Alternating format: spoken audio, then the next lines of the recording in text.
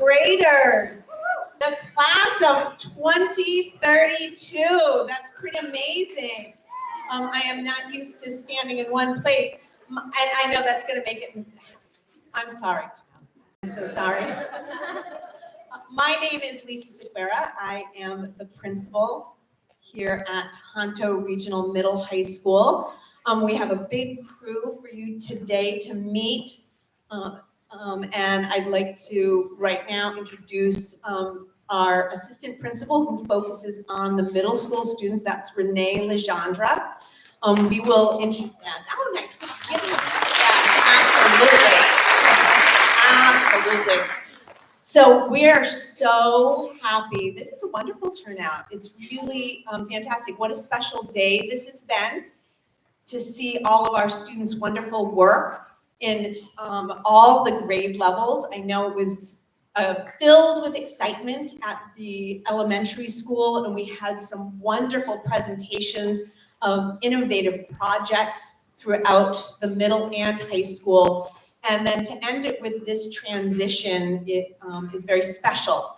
I will make note that we do have a performance coming, Beetlejuice, and that is very exciting. And we're doing some, some set design. So that is something to look forward to when you come up to Tohoto. So first and foremost, I want to provide an understanding of what this afternoon is. It's really an introduction, a beginning to become familiar, for having our parents get comfortable with the idea of, because some of you, this is your first student to come to the middle high school. Some of you, this is old hat, this is the youngest, you've had multiple kids come up through.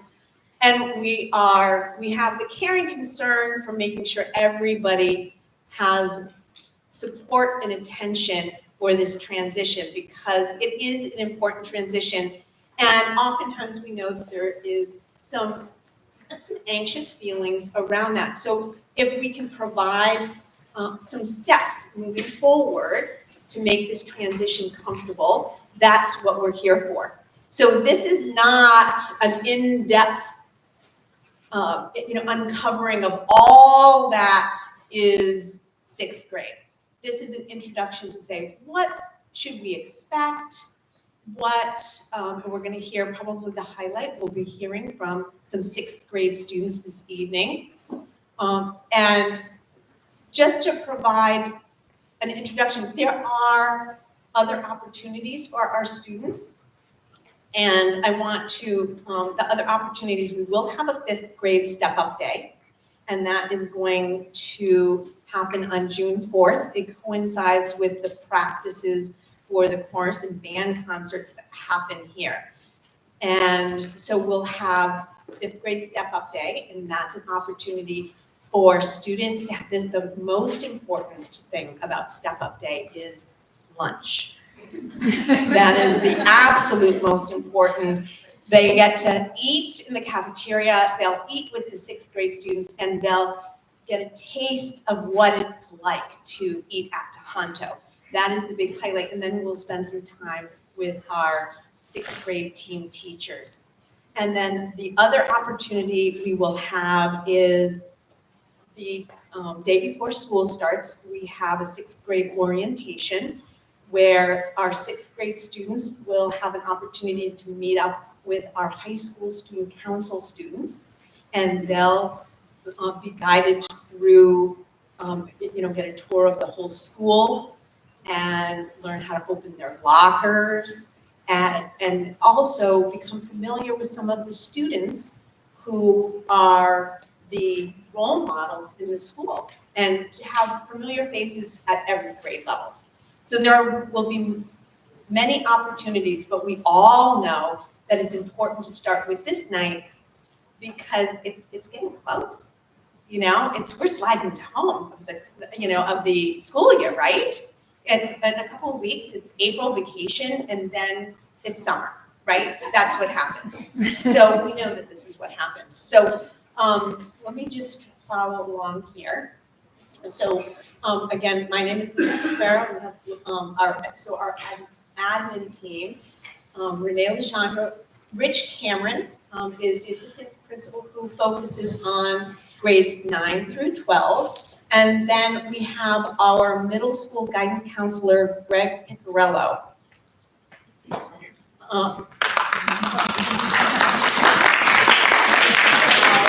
This is a nice crowd. It's very nice. And I know, Kyle, I know this is driving you bananas, but I get a little like claustrophobic when I start to, so I'm walking slow so you can do the camera. So one of the things I think is one of the challenges for parents is, how do I fit in? How do I have been a room parent. I have been intimately involved with the activities of my grade school student. How am I going to stay connected? Because we all know as they get older, and I've experienced this, even though we don't want to admit it, they are going to become more and more embarrassed by you. Even though there is nothing to be embarrassed about, but we know this is a natural progression of what happens. So how do we stay involved? And this slide will help identify some important groups that help you stay connected and provide opportunities to support what happens at school and to support the whole student. So we have the Tohoto PTO, which is incredibly critical to so much programming that happens. We have here, Stacy Plunkett is the PTO president, but we have Cindy McKenzie, who is here tonight. If you have any questions, please seek Cindy out. She's also going to be at the school store. The school store is managed by the PTO, so please make sure you stop by. A very critical source of support for our teachers, for our students, for our school community. They funded we have this Refresh Day. They funded a speaker series throughout the day. We could have never provided that experience for our students without the PTO. CPAC, which is the Special Education Parent Advisory Council, is very active in our school community. We'll show you the links of that. We did have Kara Ekstrom. She was planned on coming, but a last-minute emergency. So I will show you how to get in touch with the CPAC group. We also have the Tohoto Athletic Booster Club, very active, very involved, and provide and host a lot of opportunities for parents to come together. And I think as parents, you will find that there is a shift. And because I remember, there was a shift. If I land, don't laugh. Oh yeah, I'm gonna go away. So we have, it is a shift for parents. Like, how do I fit in? Because our friends were our children's friends in preschool, the parents, right? That's how we navigated things. And as your children get older and become involved in different things, we have to find our own way. So it's growing up of the parents as well. So these are opportunities. We also have, I want to make a plug for Clinton Savings Bank. They are an incredibly supportive community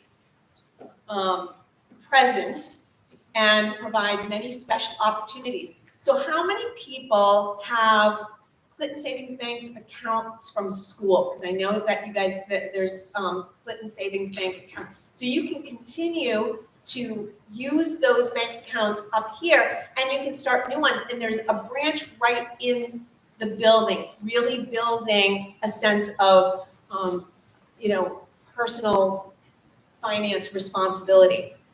So with that being said, I just want to take a few minutes to, so how do we have a strong middle school experience? And I know I've taken a lot of time, I apologize. So Prepare your child for today and the future.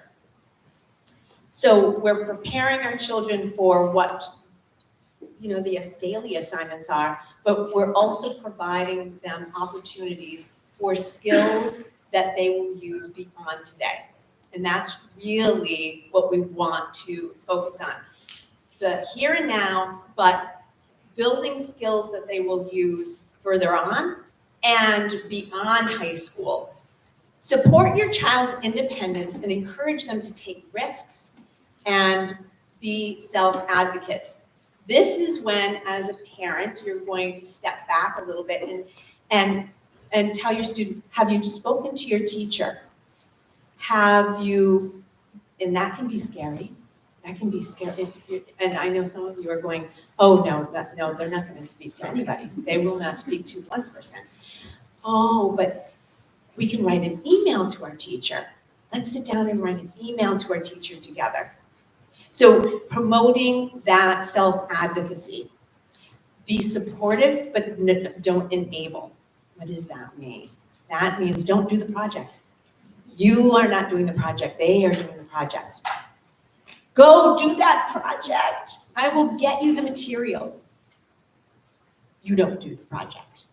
Remember to help your child balance their interests with their academic and extracurricular schedules. Please understand that we want our students to feel good here.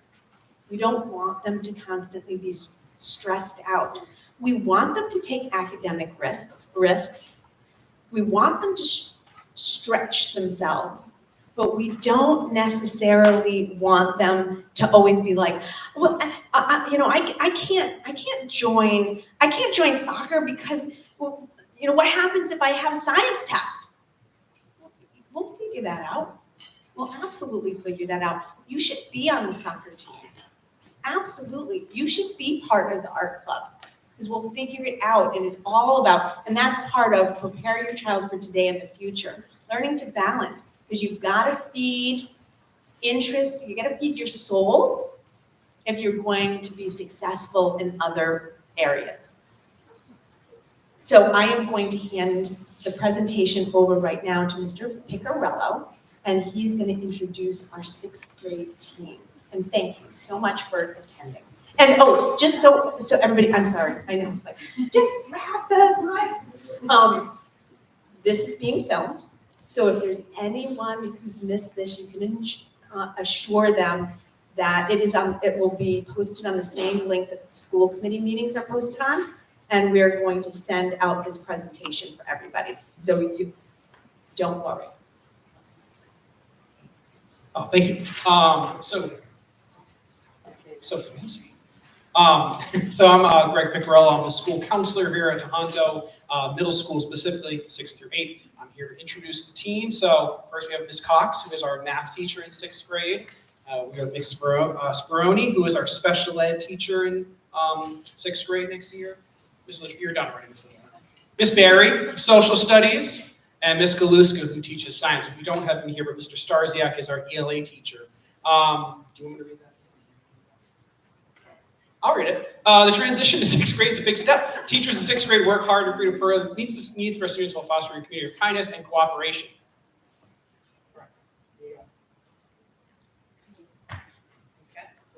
Thank you. Hello, everyone. Like Mr. Piccarello just read, the transition is a big step.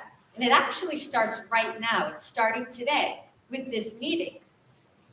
We often think that it starts when the next school year starts, but it's starting today. And transition means change, right? A transition is a change. And the transition from elementary school to middle school is a really big change. And I have my notes. But changes can be exciting, but they can also be overwhelming. And we want you to know that we are here to help you with the change. Because a lot of things happen. There's a lot of new things that you have to get used to. When you come to middle school, there's all new faces. You have new classmates that you weren't in school with before. There's lots of new teachers. There's a new building, there's a new type of schedule to follow. There's even a new routine at home where you have to get up a lot earlier than you used to. But on the end of the day, you get to go home earlier too. And so in the beginning of the year, our goal all year is that you are comfortable, okay? We want adults and kids to feel comfortable with middle school. But it takes some time, it takes some getting used to. And so we're gonna spend a lot of time in the beginning. Like Mrs. Sequeira also noted, we're gonna learn how to open and close lockers, and we're gonna learn how to navigate the building. And we will walk you to your classes until we think you're comfortable getting there by yourself. And we really do want you to ask us for help, because you're gonna have a lot of questions, and you're not the only one who has those questions. I guarantee, right, current sixth graders, there's a lot of questions, and you're not the only ones who have them, right? Everybody else is in the same boat. So we want you to ask us. And if talking to us in person is a little scary, you can send us an email, right?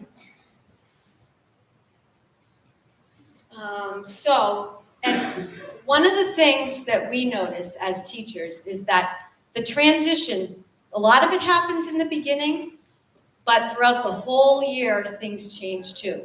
Because you might discover maybe a new learning style you have, or you might notice that your friend groups are changing because lots of new people are in the mix. And maybe you try something new. You try out a club or a sport. Those are all new changes. And so again, we're here to help you. We want to support you. We want you to go home by the end of that first week and say, I love middle school, even though you don't know everything yet. So I am now going to turn it over to somebody else. All right, so in sixth grade, we focus a lot on progress, not perfection. We understand that students will be receiving letter grades for probably the first time, and that's a change for the students, it's a change for the parents. We find some students are obsessively checking their grades and they are devastated if they get an 80 on something, and we have some students who are like, what's Power School? How do I get in? Okay. But the reality is that your child's not gonna get 100 on everything, and that's okay, right? Our focus is, are they learning? Are they growing? Are they improving? And in sixth grade, there's a lot of opportunities to redo assignments, do test corrections, redo things to show that they've learned. So that first time that they take that assessment, maybe they didn't know what they were doing yet. Okay, now let's try it again, right? So that's really one of our big focuses: progress, not perfection. There's going to be an increased workload. Your child's going to be going to 7 classes a day. That's 7 different teachers every single day. That's a lot. And so they're going to have to learn how to manage that workload, time management, all of that stuff. And throughout the year, at the beginning of the year, we're very good about allowing them to pass things in late, and we start to scaffold that as we go through the year, because again, we're looking for progress, not perfection. We're not expecting every single sixth grader when they come in to pass every single thing in on time at the beginning of the year, because that's just not a reasonable expectation for students who have never been expected to do that before. And middle school is a time for growth. We understand that this is the next step towards high school, which is then the next step towards whatever they're doing after high school. And so this is a great time to let your child figure some things out, because it doesn't, this is the first time they're seeing grades, so they're not going on college transcripts, they're not going to matter as much there. Okay, so that's our focus, is progress, not perfection. So we're fostering independence, right? So we want our students to become more self-reliant. We want them to be responsible for their academic success. We want them to own their schoolwork, right? This is my responsibility to do this. And we know that these things are new. And you all have different kids, right? Even if you have a family, you know the kids in your family are different, right? So some of these kids are going to come in and they're going to be ready to go. And some kids are going to be like, you want me to do what? Self-advocacy is huge, their ability to come talk to us, and I will admit right off the bat that I am terrifying, right? Yes? Oh, absolutely. So it may be hard, writing those emails is the way to go, absolutely.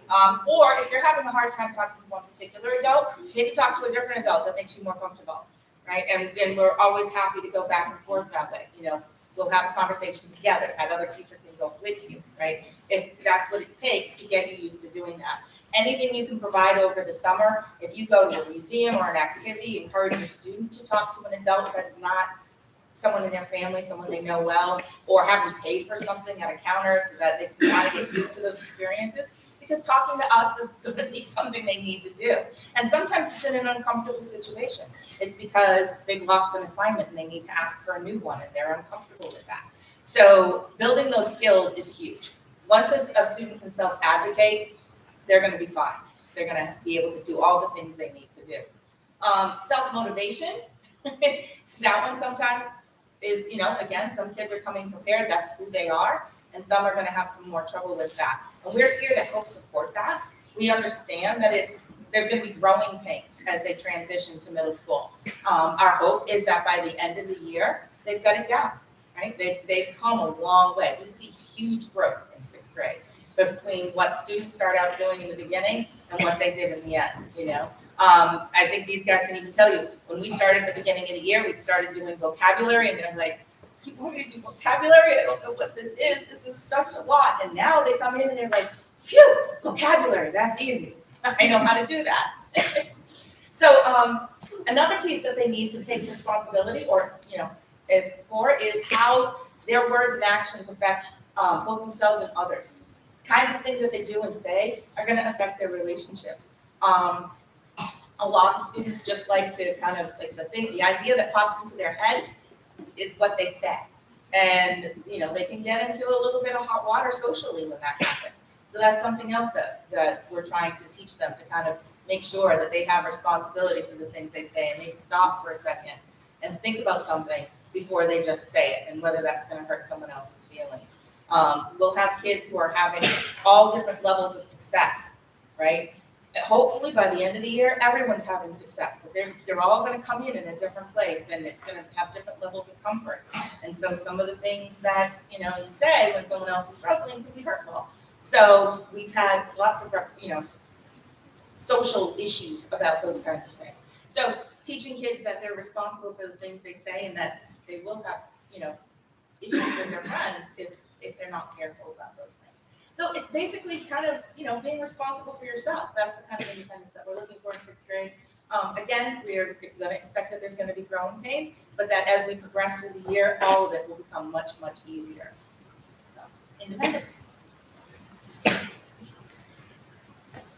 So I just wanted to take a minute to introduce the entire counseling department. So you can see I'm the counselor for grades 6 through 8, and then we have Katie Schmidt, who is our 9th through 10th grade counselor, and she's also a part-time adjustment counselor.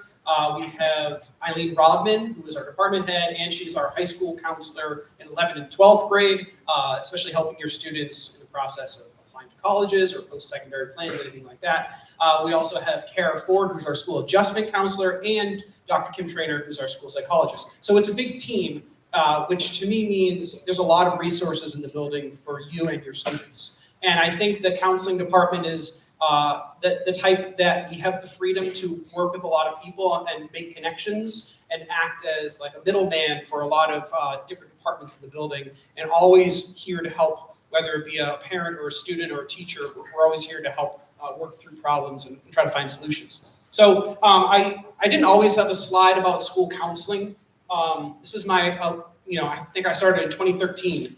If anybody's reading the book Anxious Generation, like I am right now, that's prime time, our switch over to iPhones, forward-facing cameras, and we see these rises in anxiety, and not just adults, but kids as well. And it's this age. It's this heading into middle school. It's 12, 13, 14. These years are really formative. So as a department, it used to be myself, a high school counselor, and a school psychologist, and there's no way we could do that now with the things we're hearing and seeing from kids and families. There's a lot of pressure on kids these days, not necessarily from families, but from culture and society. So our counseling department, we work really hard. Our number one goal is building relationships, whether it's building relationships with parents or students. We want the counseling office to be, a visit to the counseling office to be as normal as going to the nurse's office if you need a Band-Aid or something like that. If there is something a student needs help working on, we're there for that, because that's where we're seeing kids really need. I'm a product of the 80s, so I don't know if you guys have the same experience as me, but my one time talking to any counselor in my life was in high school, going to my counselor who was also the football coach. I think he was the football coach first and then counselor fourth. And I said, I think I'm gonna apply to one college. And he was like, yeah, seems like a good idea. So that was my experience with guidance through school. So I didn't even realize that this was a career that people had where we could support students with the issues that they're facing these days. So we've got a really, really strong team. We've got a very, very strong team that works together really well. We have in our office, there's a sign-in. We try to track every student that comes down requesting anything from counseling. We track it so we can make sure if we don't see the person in that moment, we can get back to them. We don't want it feeling necessarily like a deli counter, like take a number, everyone's sitting in one room crying together. We want to make sure you have a space to go. If you want to, I want kids to talk to me when they had a good day. I want kids to talk to me when they had a bad day.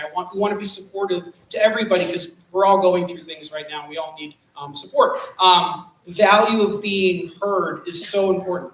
I think we all know we have problems. We want to talk to people about them. We don't always want an answer. We just want to know someone heard us. We want to know someone understands us. And I think, I'm sorry, I'm a parent as well. Parents, it can't be you sometimes. They need someone who's not their parent sometimes to hear them, because we're probably saying the same thing you guys are saying, but it's different as your parents. And I know that, again, I know this because I have 2 kids. So is someone in the building who can support you, who can support your kids. And I put up here Ms. Cook. So I had a teacher in middle school. I wasn't a good student. So kiddos that are here, I apologize. I'm not setting you up for success here. I had a hard time in school. School was very difficult for me. I had an art teacher, Mrs. Cook, who every day she saw me, whether I had her class or not, check in how I was doing. She gave me a hug. Can't do that anymore. But she would check in with me, see how I was doing, and send me on my way, which made me feel a little less worried about that day. It made me feel a little less worried about what the rest of my day was going to look like, because Mrs. Cook was there making sure I was all right. So we're trying to be more Mrs. Cooks in the building. We're trying to be resources for you guys and your kiddos. And we're going to spend a lot of time with them. I teach classes. These guys can attest. We spent a lot of time together. We talked about normal, middle school things. And we want to try to normalize feelings and normalize being a human being. And we're trying to help them grow right now. So that's my counseling spiel. If anybody wants to reach out to me, my email, it's on later in the slide. If you have questions about the transition, if there's something that you think would help your student, just let me know. I really just want to make sure I'm here to help them. So thank you guys. All right, so I thought it would be valuable to real quick just show you, you talk about there being 7 periods in a day.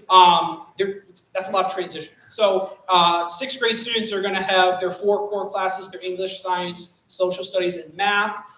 Currently, we also have an extra block. We're calling it a WIN block. It's been called a Quest block if you have a kid that's already been through 6th grade. It's basically a block that's meant to give students extra support in our core curriculum. Say something is coming up in a certain subject is a struggle for your student specifically, they might work with that specific teacher to get some help. Definitely going to be focusing on drilling the ELA and math. Thank you very much. We also have students are going to get PE every other day all year. These guys only got it every other day for half a year. That's why they look so sad. But yeah. But now we're going back to our old model, which is PE every other day all year. 6th graders have a lot of energy and they need to get it out. Opposite that, there'll be half a year of reading support and half a year of computer science discoveries, which we'll have computer science every single year all through middle school, and then options when we get to high school for part of our digital literacy program. So that's basic version of what the schedule might look like, along with some other electives that are TBD based on some the next month or so. But that is a typical day for a student here. I'm gonna do a quick callback. I didn't realize that the counselor/football coach was a university experience. I did totally have that too, and I also applied to one college, and he said great, and I did it. But I only have a few things to say about special education services. For any students in the room that get special education services, those will automatically be scheduled per the IEP, so you don't have to worry too much about those. Yes, and the transition meetings we will have as well. We're going to talk about those. Academic support comes out of a non-core academic class. An ILA, Intensive Language Arts, comes out of a elective.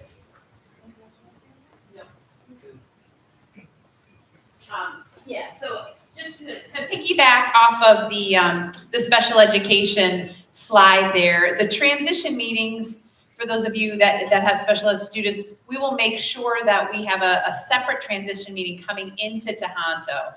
That will typically happen May, June timeframe with the special ed coordinator down in the elementary school, as well as our coordinator up here at the middle high. We'll also make sure that we have a teacher, at least one teacher, core teacher, plus our special education teacher in those meetings. Because your services, some of you that maybe have gone through a special education meeting this past year, if you've already done an annual meeting, they may have said, well, this may look different when you go to Tohoto. So we will make sure we have that transition meeting. We are also going to do transition meetings this year as much as possible for any students that are on a 504. So I coordinate the 504s for the middle school students. So we're going to try as much as possible to reach out to those families at the end of the year that are already on those plans, so we can coordinate any services coming up, especially those particular accommodations necessary. Okay, so the orientation, actually Ms. Aquera covered this, which was great. We will send out the date in the summer when we will ask your students to come on in. And again, it's not mandatory. It's just a great opportunity to be here with the student council representatives, and the teachers will be here. It's a great tour when no other students, aside from those, role models, are here. So you get a little bit of free range, and you get time to practice the locker. The locker is a big deal. We want to make sure you have plenty of time for that. So that'll be a really nice opportunity. Oh, I'm in charge of this office information slide. Okay, so the biggest, I know how great the principals are at the elementary school with communication, and I'm a parent. I have a middle school student right now in West Boylston and a high school student. And I work at a school, right? So shame on me if I'm not looking at my email and reading those weekly communications, but it happens. But that's the way we communicate here as well. It's really, really important, and I can't stress it enough, that we have your correct information. So if you are getting regular weekly communications from your current principals, at Berlin and Boylston, great, because that's the email we have too. There has been some slight confusion when new students come in to register with some emails. I also know, as a parent and an educator, many of us have 2-3 emails, and we're not always, checking the same one every day. So just make sure that we have the right email on file.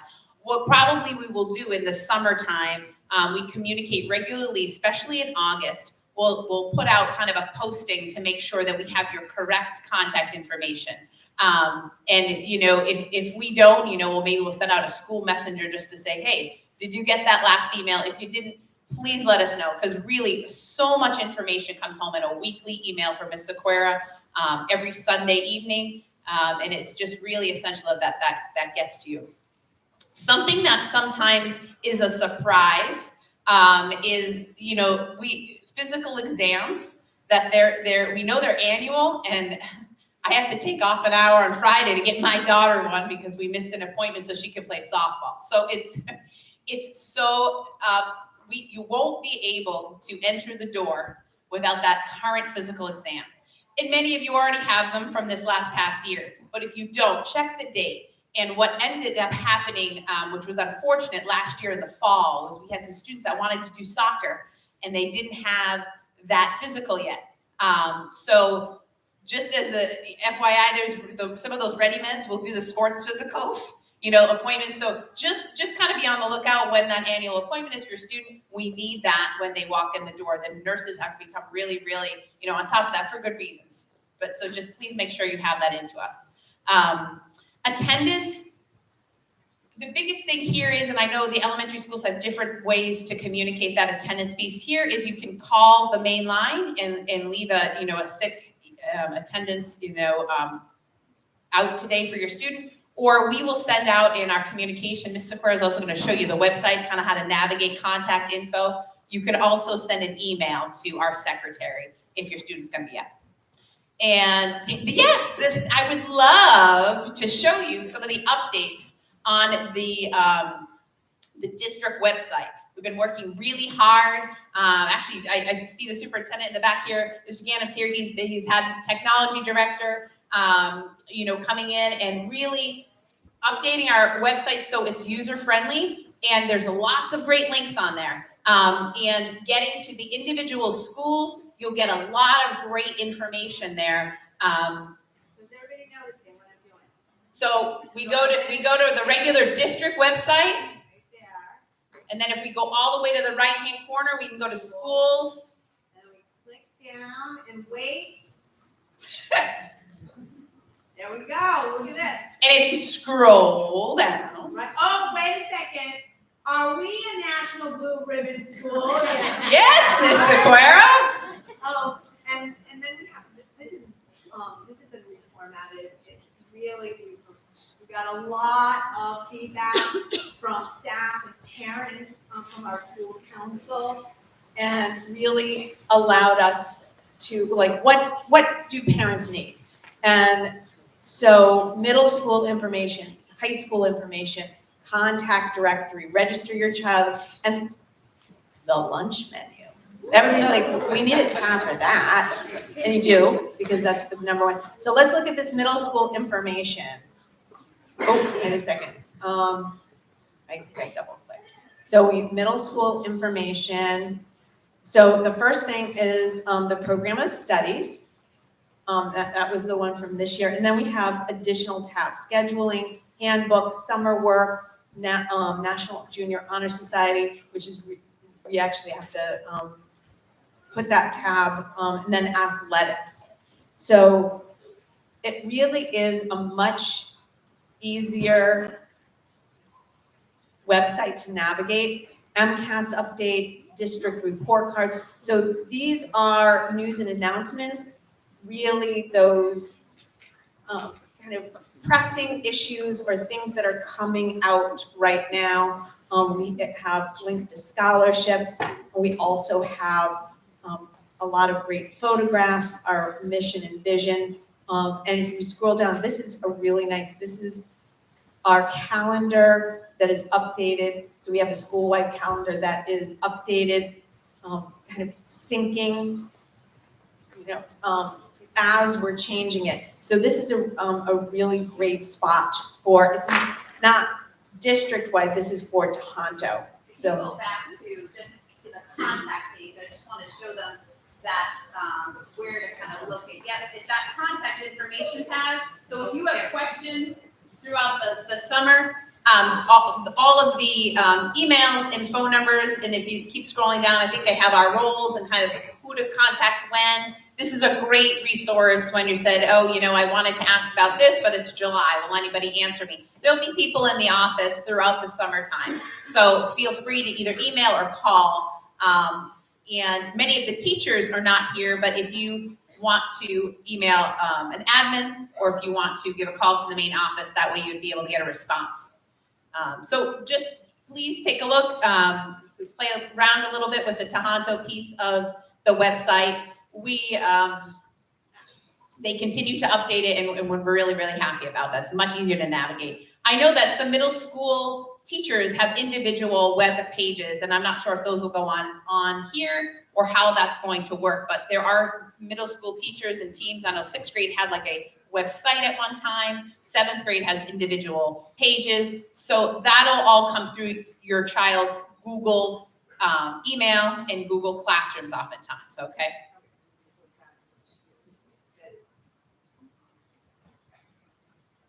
Okay.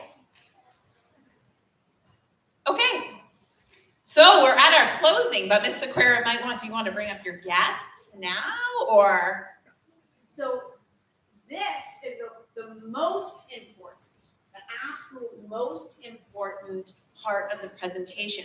We actually have some real live 6th grade students who have survived up till this point. And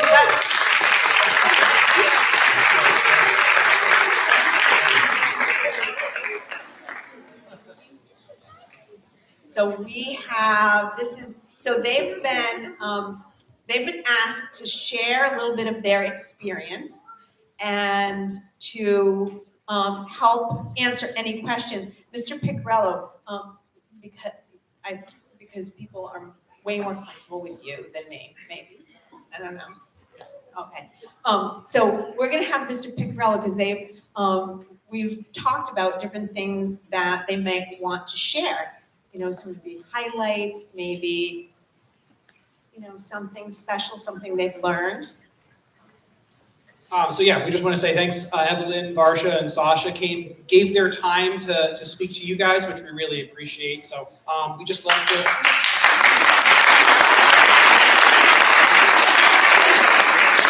So I'm going to let them say their piece about their experience in 6th grade, and then I can help coordinate if anybody has any questions they want to ask of our 3 6th grade students, or you guys after that have questions for us. I'll definitely help facilitate that conversation. I think that when we first transitioned into 6th grade, the teachers did a really good job of sort of introducing us to what we were going to be doing throughout the year. Were you really scared? Were you scared? No, it wasn't that scary. The first day of school is kind of just weird because you're all over the place and you're just so excited. It's like all your friends are there. But after like the first week or two, you kind of get used to the schedule. And it's not like you just go straight into work. It's kind of like the first 2 or so weeks are just getting to know the teachers, like what they expect. You get what you're going to learn, the curriculum. Do you get a lot of homework the first day? No, you don't have any homework the first day. Yeah, I agree with Marsha. The first few weeks are very calm. It's very easy to like figure out where you're supposed to go, how to manage your time, get used to all the new parts, and yeah, the teachers help a lot with that. Do you guys have any advice for?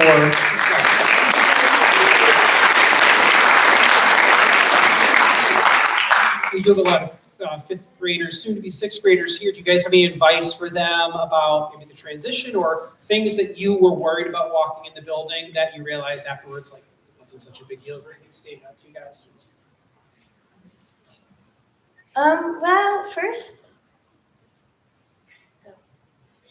I wouldn't be worried because getting to classes, like you can't get lost. Teachers help you out in the first couple weeks, and even if you do, like, not know where you're going, you can tell by the people in your class. They're going to be going the same place, so you can see, you be like, oh, this person's going here, I must have Spanish, that's where it is. So, all of the classes are in one hallway. They're all like lined up and your lockers are right next to the classes. The only thing that you should be slightly worried about, I guess, is electives, but you know where they are because the teachers walk you to your elective for the first week or so, until they know that you're ready to walk to your own elective. But one of the hardest parts for me was remembering to charge my Chromebook every night. You have to bring it home every night, and then you have to bring it back. So I'd put my Chromebook in my backpack and charge it from inside. Oh, good. That's a good tip. One of the major problems for me was getting used to the early wake up. I sometimes would leave my alarm clock on the other side of my room so that in order to actually turn it off, I would have to get out of bed.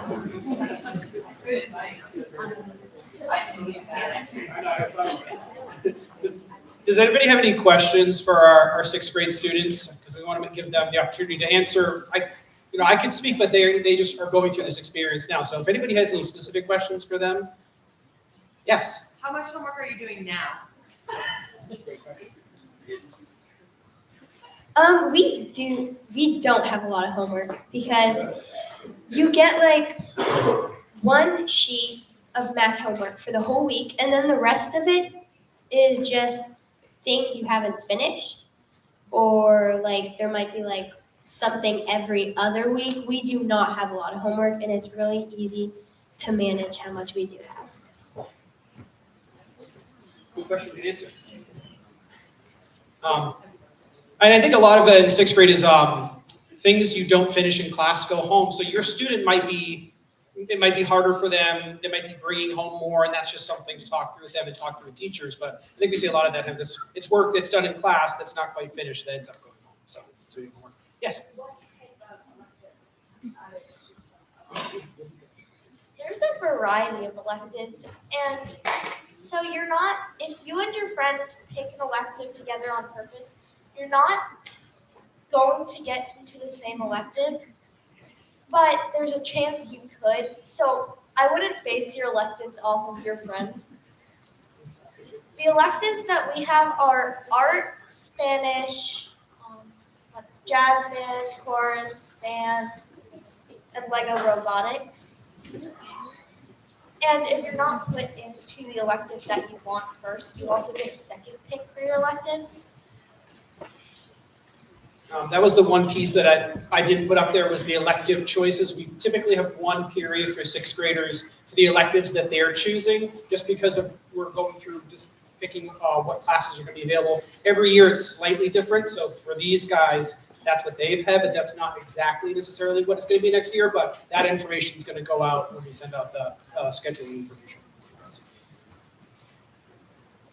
Yeah, way in the back. What if you think about changing and don't want to keep the same? So what if you're interested in changing your schedule? Good question. Okay.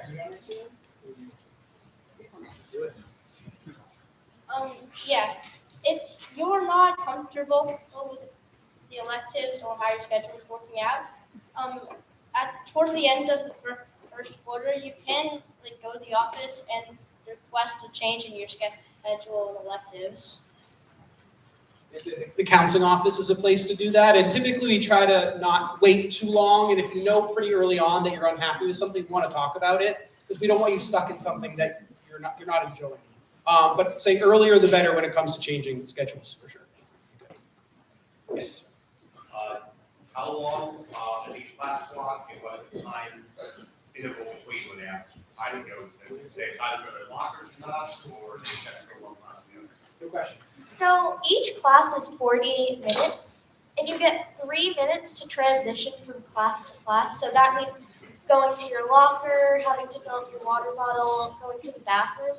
You want to finish that between the 3 minutes that you already have, since the teachers only have 48 minutes to give you all they need to do all in that day.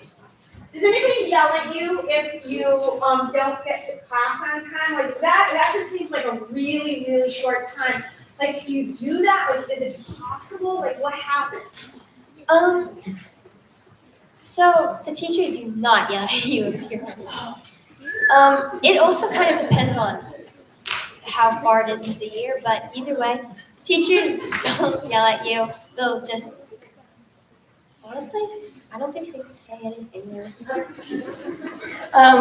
You just go in class. It depends how late, I guess. Yeah, that's Like if you're like a couple minutes late because you had to get water, but yeah, there was a line. They're not gonna yell at you. You're just gonna go in and get back to what you're doing. Do you find a big benefit from running your water and No. or do you plan your time like, this is my class where I should be, and I should fill my water bottle, like, say, before a particular class, and not planning ahead? I don't, but I mean, you could.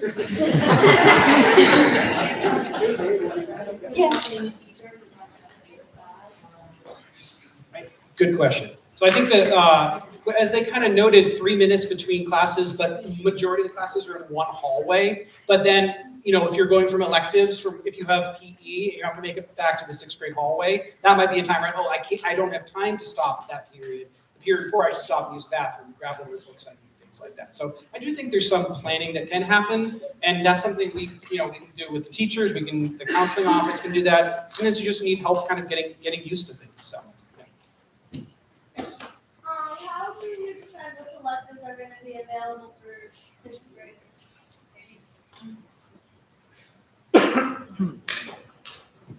So we have to see what teachers are available and what time slots are available based on staff that we share. So because there's a middle school and a high school, elective teachers share all the students in the school. So we have to see what graduation requirements are needed. We also have to see what times are available for the 6th grade, for the 6th graders, like when their core classes are available. We also did a shift. Instead of just having a half year every other day of PE, it's a whole year. So that shifted. So there's a lot of the availability of teachers and the availability of time through the schedule. But we will have art and band and chorus and Legos and computer science discoveries. So we're gonna have, those courses. Yes. Related to the electives, question about, is it always, so if it's, it's art, 6th grade art, or computer programming is, computer programming 1, so is that just 6th graders? Yep. Or is it other kids who, they did guitar last semester, and now they want to try computer programming, so it's be a mixed grade of middle school, only 6th grade? Only 6th grade. For the 6th grade electives, it's 6th grade students. Yeah, and then for high school, you would get mixed grades, but for electives, because of the way the schedule is blocked, there are 6th grade electives, 7th grade electives, and 8th grade electives. The only change for that would be band and chorus, because that's a really difficult thing, because it's ensemble. It's a group of students trying to play together. So we have to do that. But for other electives, it's individual. Yes. Can you talk about the phone policy in middle school? Sure. No.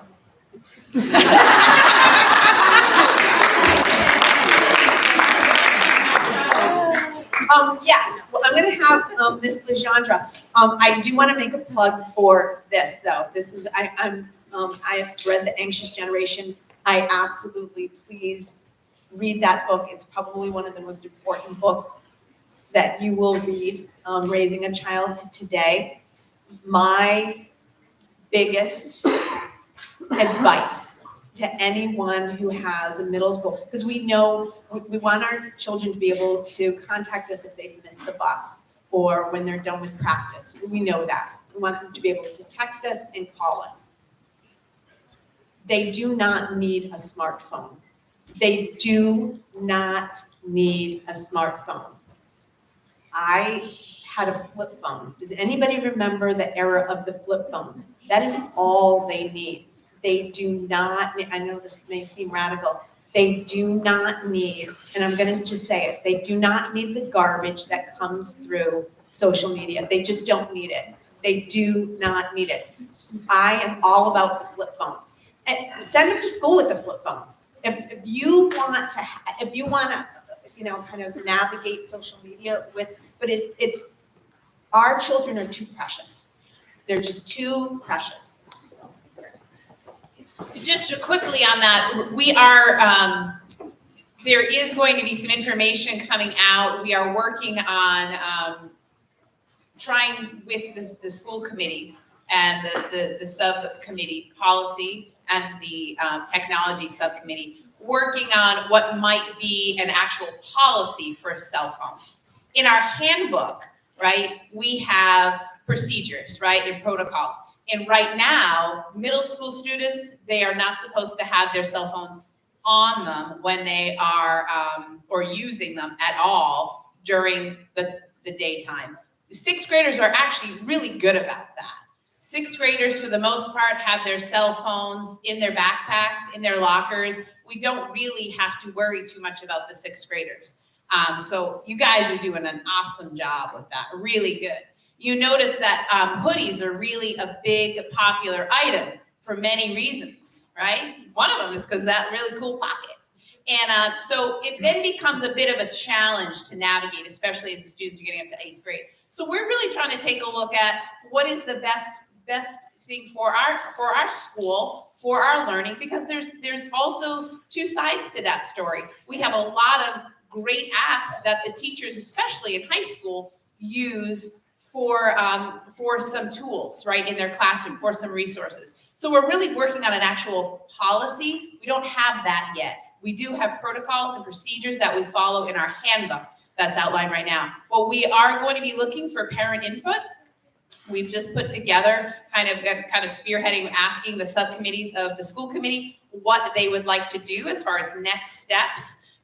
We actually had at our refresh day, that's a real social emotional support day for our school. We actually had a optional cell phone free lunch, and we got some really great feedback from the students on that. So we're pulling all of that together, and we will definitely, I know Mr.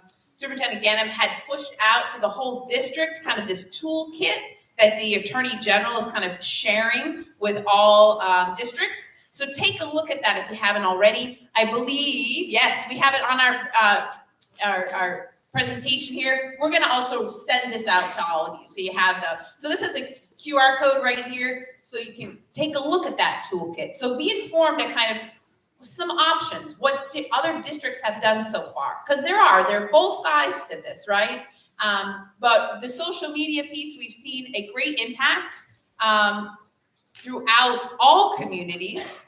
And we are also having a presentation that will be, yes, on the 16th.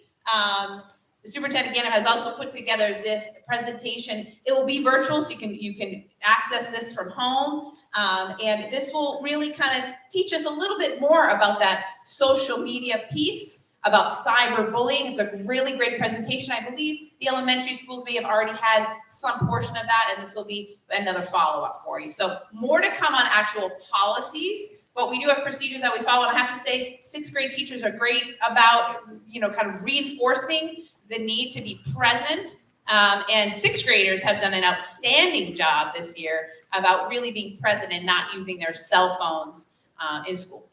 Yeah. Did you have a question? No. Kind of, but also kind of a scientific fact of why children should not use phones. Well, we're going to ask for all of that input, and I'm sure the school committee will actually be sending out formal surveys, in time, just because we want your input, right? We need to also teach how to use these resources, right? They are resources, they are tools, we all have them, and I wish we could get flip phones more. I know how the stores go, right? We know, and being a parent of a 6th grader myself, if he didn't have a phone, I'm not going to know when to pick him up from practice. We understand these struggles. So we got to navigate this together. We got to understand when it's appropriate, and we got to teach them. We're in the business of education, so we got to do that together, right? We're partners in this. So please, more to come on that. So great question, and thanks, for being a part of that conversation. We really value your input on that. Okay. As far as safety goes, do you guys have a resource officer here full time? No, we do not, but we have Safety director. Right, we do have a safety director, Rich Cameron, our assistant principal. He's the director of safety for the district. We also have a very good relationship very proactive relationship with the Boylston PD, and we can call them, and we do call them whenever we need them, and they're here at a moment's notice. Yes? My question is for the students. What was your favorite project that you've done so far this year? Favorite project?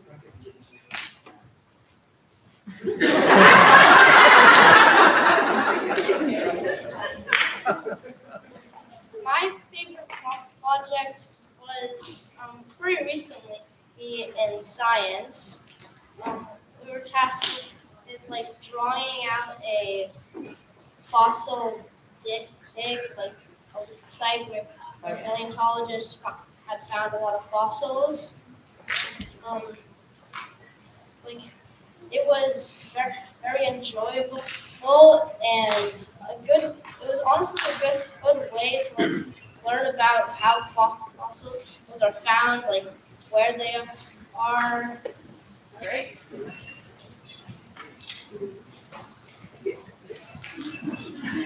Any other questions? Yes. Oh. What are the school hours? I know it starts at 7, when does it end? It's actually, the late bell is like 7:33, so they have to be in the door, but, not arriving at the school at 7:30. Like, we open the doors at 7:15. Okay, and they should be in their classrooms seated by 7:35. And then the last bell rings at 2:14, and they'll load the buses or get picked up at 2:4, after that. Yes.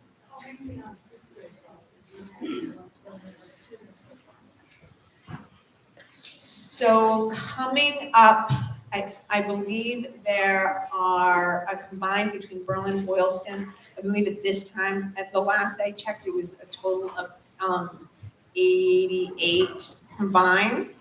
And so that would be broken up, so it would be 22 students. That can fluctuate a little bit depending on potting and how they're grouped. So no more than 24.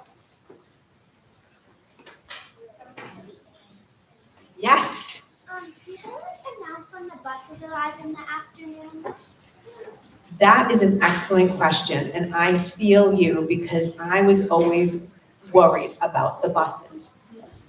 So what happens is the buses, so we have, administration goes out, there's bus duty and parent pickup duty, and the bell will ring and you'll collect your things, and when the bell rings, we already know that the buses are going to be outside waiting for us. And we have someone from administration out there, and everybody wears a walkie-talkie. So say you forgot something in your locker, you could run back and say, can you hold the bus? We can go, we need the bus held. And we need the bus held, and they'll say, hold the bus. Okay, thank you. Also, there are cookies and and water, and all of us to